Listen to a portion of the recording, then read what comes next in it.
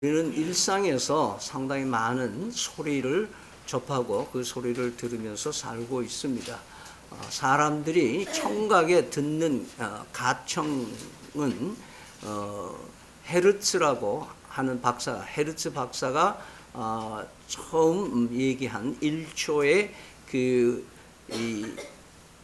이 소리의 파장이 몇 번 상하를 움직이느냐를 조사해서 1초에 몇 파장이 가느냐를 1헤르츠라 이렇게 얘기를 합니다. 그래서 대개 우리 사람은 20헤르츠에서 2만 헤르츠 사이의 소리를 듣는다. 그래서 초저음, 그러니까 아주 작은 음은 또 듣지 못하고 아주 큰 음을 듣지 못한다. 그래서 젊은 아이들은 2만 헤르츠 아주 세미한 소리 20헤르츠도 들을 수 있는 능력이 갓난아기나 어렸을 때는 되는데 나이가 들면 점점 작은 소리를 듣지 못하게 되는 그런 청각이 우리 인간에게 있다고 얘기를 합니다. 그런데 우리는 이런 소리를 듣는데 참 감사하게도 하나님이 내가 듣고자 하는 소리를 듣고 살고 있습니다. 우리가 아마 보청기를 저는 안 해봤는데요. 저희 장인어른이 보청기를 쓰시면서 아주 불편해 하시는 말씀을 하시더라고요. 그 이유는 보청기를 하면 필요 없는 소리를 너무 많이 듣는다는 거예요. 잡소리가 너무 많이 들어온다. 자, 그거 보면 우리 하나님께서 우리의 귀를 아주 멋있게 만드셔가지고 내가 필요한 소리를 들어요. 그 참 이상해요. 우리 애들 보면은 한참 테레비가 처음 나왔을 테레비에 이렇게 집중하는 아이들 보면은 밥 먹어라 부엌에서 불러도 아무 말을 안 하잖아요. 옆에 가가지고 밥 먹어라 이래. 그렇게 하면 깜짝이야. 그런데 그때 듣는 우리는 내가 무엇을 듣고자 하는가에 따라서 내가 듣고 안 듣고가 된다는 것을 우리는 알 수가 있습니다. 그래서 성경에는 신약에 전체적으로 귀 있는 자는 들을지어다라는 문장이 13번 나옵니다. 마태복음에 3번, 그 다음에 마가복음에 2번, 누가복음에 1번. 요한 계시록에 전체 7번 나오는데 여러분들 아시아 7교회에 보내는 편지에 보면은 구구절절히 귀 있는 자는 들을지어다, 듣는 자는 복되다 그렇게 말씀하고 있습니다. 그래서 여기서 오늘 우리는 말씀을 평생 들으면서 살지만 그러나 내가 어떻게 듣고 있는가라는 질문을 한번 여러분에게 드린다면 여러분은 어떻게 답을 할 수 있겠는지 모르겠습니다. 오늘 본문은 예레미야를 통해서 하나님께서 그 시대의 예루살렘과 유다의 사람들에게 하나님이 전하고 싶은 말씀, 메시지를 아주 신기하게 이렇게 준비를 하셔서 전하도록 그렇게 하는 장면이 1, 2절에 나옵니다.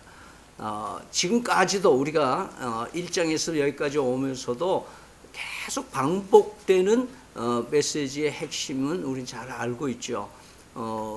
이 메시지를 하나님께서 예레미야에게 전하라고 이제 말씀하시면서 그 시기가 요시야 왕의 아들 여호야김이 왕을 정치를 시작할 때 이렇게 시기를 정한 것은 요시야 왕은 유다 왕 중에서도 가장 이 신앙이 깊고 하나님께 영광 돌리고 이스라엘의 역사를 바꿔놓을 만한 그런 위대한 왕이라고 하는 것입니다.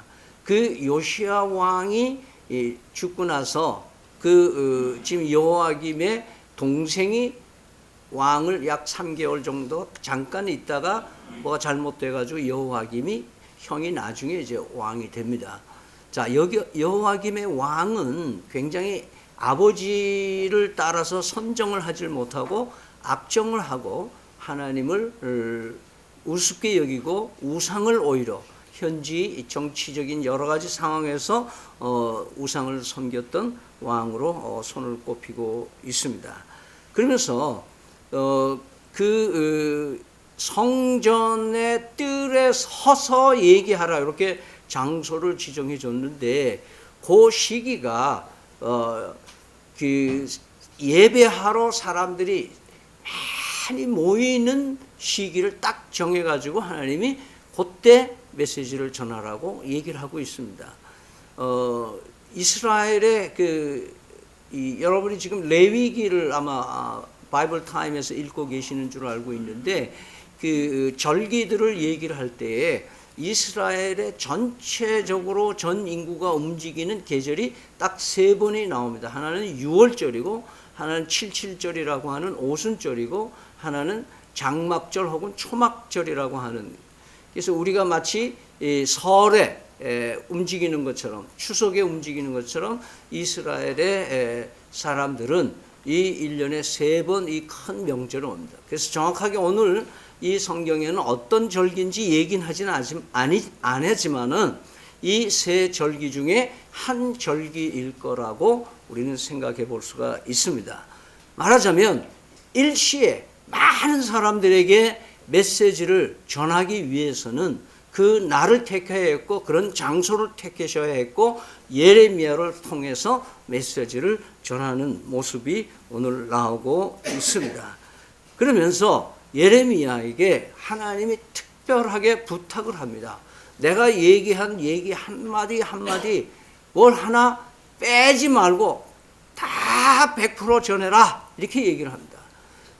그러니까 이 사람들이 지금 오늘 이 기회에 메시지를 듣지 못하면 영원히 듣지 못할 수도 있으니까 네가 이 말씀은 빼고 저 말씀은 더 하고 이렇게 하지 말고 분명히 내가 전하는 대로만 얘기해라. 그러면 어떤 메시지를 전하라는 건가? 요약하면 이겁니다. 여호와 하나님을 순종해라. 순종해라. 그 다음에 뭐예요? 율법을 지켜라. 그 말이에요.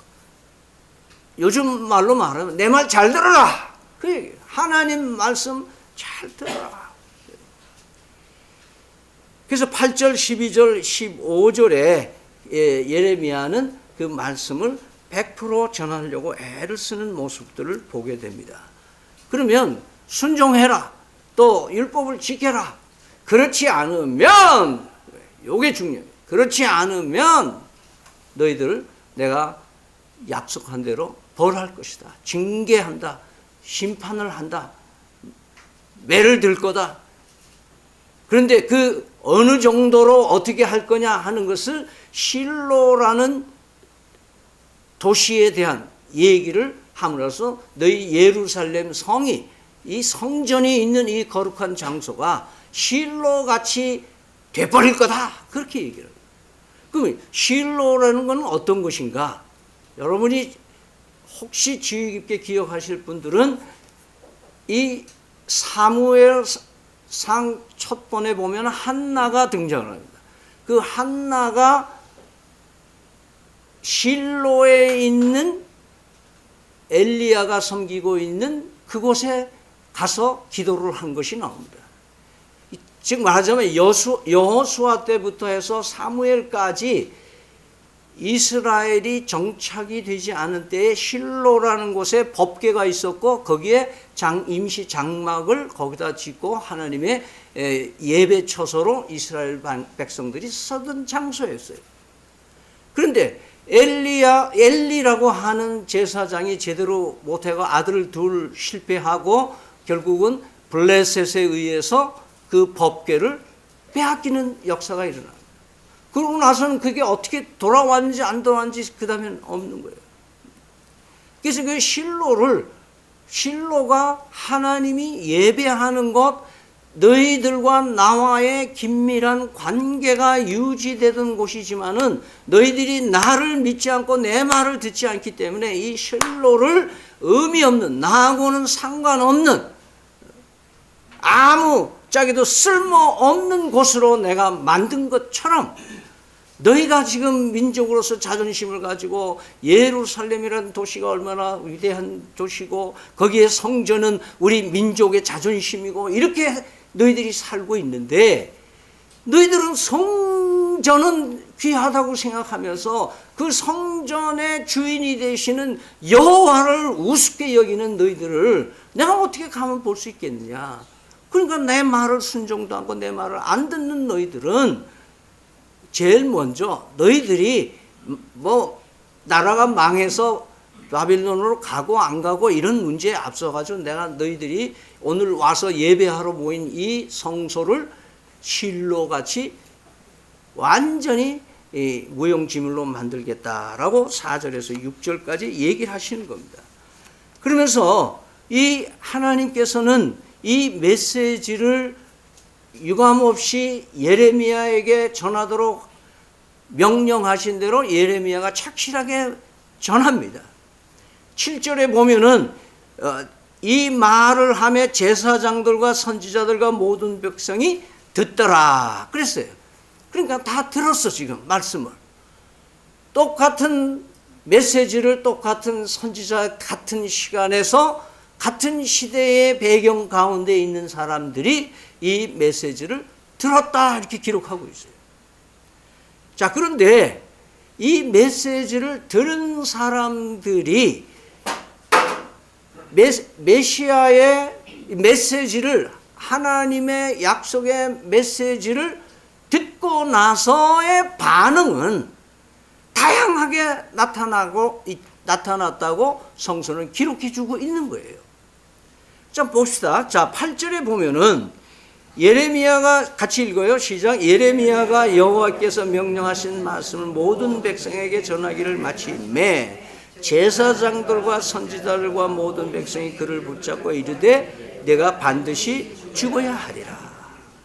자, 백성들이라고 얘기한 것은 아마 제사장들과 선지자들과 같이 엮여져 있는 먹이사슬에 들어있는 사람들이라고 생각되어져요. 왜냐하면 뒤에 또 백성들이 나오기 때문에. 자, 이 사람들은 이 제사장들과 선지자들은 이 성소하고 관계 있는 사람들이잖아요. 그죠? 예배 보는데 다 필요한 사람들이에요. 그러니까 이 사람들은 성소가 없어지면 뭐예요? 자기 밥줄이 끊어지는 거예요. 그러니까 이 예레미야가 이 성소가 실로같이 무용지물로 될 거다. 그러니까 자기가 뭐야? 당장 지금 먹고 살 게 문제예요. 앞으로 자기 지금 누리고 있는 것을 잃어버리는 기득권자들의 반응이에요. 똑같은 메시지를 듣고 이 사람들은 즉시로 야! 임마 이거 죽여야 되겠다. 그게 경상도 말로 말하. 그래서 이 기소를 하고 예레미야를 죽이기로 작정한 그룹이 제사장들과 선지자들이에요. 이 사람들이 메시지를 들었어요? 안 들었어요? 들은 사람이에요. 자, 두 번째 사람들은요, 고관들과 백성들이라 그래요. 자, 앞에 나오는 제사장들과 선지자들은요, 자기들만 그렇게 한 게 아니라 고관들과 백성들을 설득하려고 그래요. 11절 우리 같이 한번 읽을까요? 시작. 제사장과 선지자들이 고관들과 모든 백성에게 말하여 이르되 이 사람은 죽은 것이 합당하니 너희 귀로 들은 같이 이 성에 관하여 예언하였습니다. 자, 고관들과 백성들은 지금 제사장과 선지자들처럼 성전과 직접 관련 있는 사람들은 아니에요. 그러나 고관들이라는 걸로 봐서는 그 당시 공무원들일 텐데 이 공무원 집단에 있는 사람들이 이 움직여야 뭐가 될 것 같으니까 지금 이 제사장들은 이 설득 작업에 들어간 거예요. 이건 마치 예수님을 잡아가지고 그 심리하고 재판하는 과정에서 그 당시 제사장들이 그 백성들을 선동하는 모습하고 거의 비슷한 수준의 얘기입니다. 자, 이 고관들과 백성들도 똑같은 메시지를 들었는데 이들은 이해 당사자는 아닐 수도 있지만 그러나 설득당하지 아니하고 이렇게 얘기하면 16절 같이 읽어요. 고관들과 모든 백성이 제사장들과 선지자들에게 이르되 이 사람이 우리 하나님 여호와의 이름으로 우리에게 말하였으니 죽일 만한 이유가 없느니라. 아니, 사람 바른 말 했다. 당신들이 성소에서 일하는 종교 지도자리면서 하나님 우습게 여기고 하나님 말씀 안 듣고 규례를 지키지 않고 이방신을 섬기고 오히려 다른 우상 숭배를 조장하는 당신들이야말로 이 문제 있는 거 아니냐. 우리까지 끊어들이지 마라. 그 사람 예레미야 죽일 사람 아니다. 이렇게 얘기를 하고 있습니다. 자, 세 번째 부류의 사람들은 이런 말씀을 제대로 들었던 사람들 가운데 지방 장로들이 나옵니다. 지방 장로들이 이 얘기를 듣고 반응이 또 다르게 나옵니다.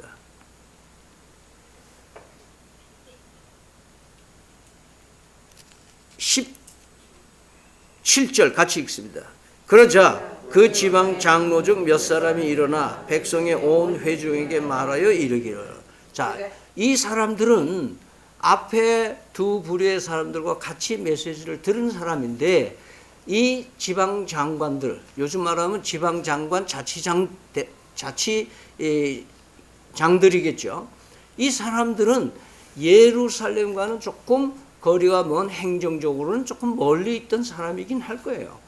그러나 오히려 어떤 역으로 보면은 이 사람들은 예루살렘에서 성소에 좀 멀리서 살았기 때문에 이 제사장들과 선지자들의 악행하는 데 가담하지 않아요. 거기에 물들지 않은 사람들이라고 볼 수가 있어요.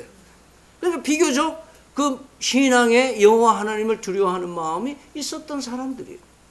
뭘 볼 수 있느냐 하면 이 사람들이 이 역사를 다시 한번 이렇게 뒤집어서 얘기를 합니다.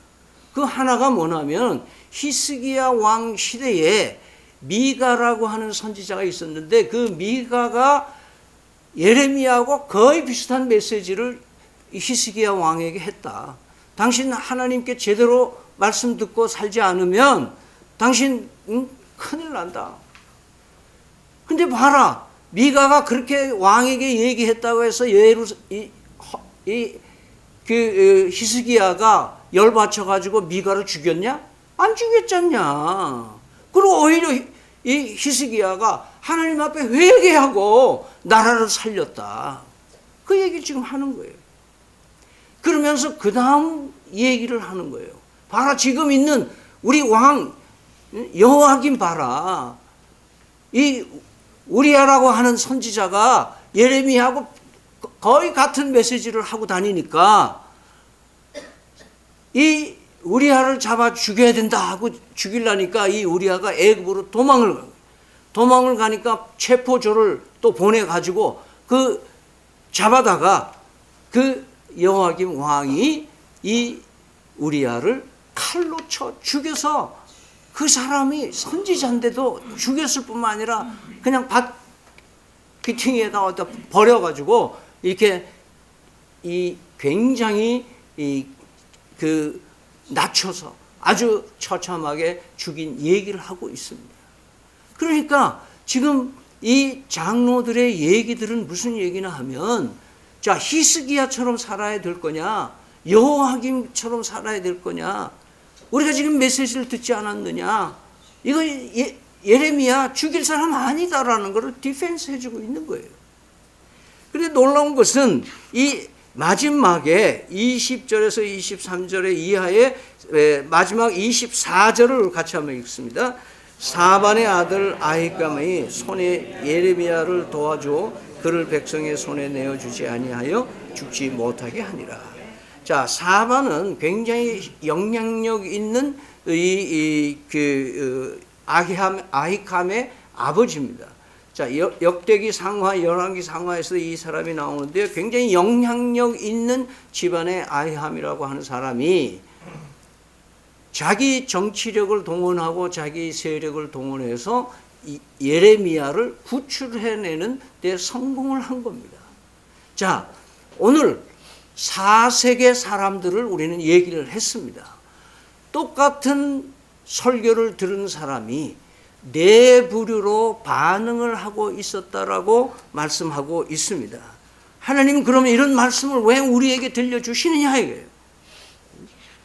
과연 우리는 성경을 읽으면서 설교 말씀을 들으면서 어떤 태도를 가지고 듣고 있느냐 하는 거예요. 물론 믿음은 들음에서 오기 때문에 예? 들으면 되긴 돼요. 그러나 어떻게 듣는지가 중요한 거예요. 여러분이 다 여기 있지만 제 메시지를 듣는 사람이 있어요. 저하고 눈동자를 안 맞추는 사람도 들을 수도 있어요.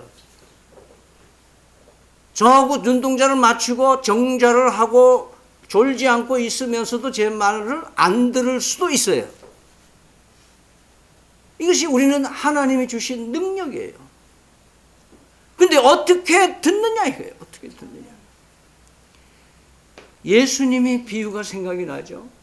예수님이 누가복음, 마가복음, 마태복음에 동일하게 얘기하는 씨 뿌리는 비유가 나와요. 근데 그 씨 뿌리는 비유 중에 누가복음이 새 번역이 제일 잘 돼 있어서 제가 한번 읽을게요. 누가복음 8장 4절에서 15절까지입니다. 무리가 많이 모여들고 각 고을에서 사람들이 예수께로 나오니 예수께서 비유를 들어 말씀하셨다. 씨 뿌리는 사람이 씨를 뿌리러 나갔다. 그가 씨를 뿌리는데 더러는 길가에 떨어지니 발에 밟히기도 하고 하늘의 새들이 쪼아 먹기도 하였다. 또 더러는 돌짝밭에 떨어지니 싹이 돋아났다가 물기가 없어서 말라버렸다. 또 더러는 가시덤불 속에 떨어지니 가시덤불이 함께 자라서 그 기운을 막았다. 그런데 더러는 좋은 땅에 떨어져서 자라나 100배의 열매를 맺었다. 이 말씀을 하시고 예수께서는 들을 귀가 있는 사람은 들으라고 외치셨다.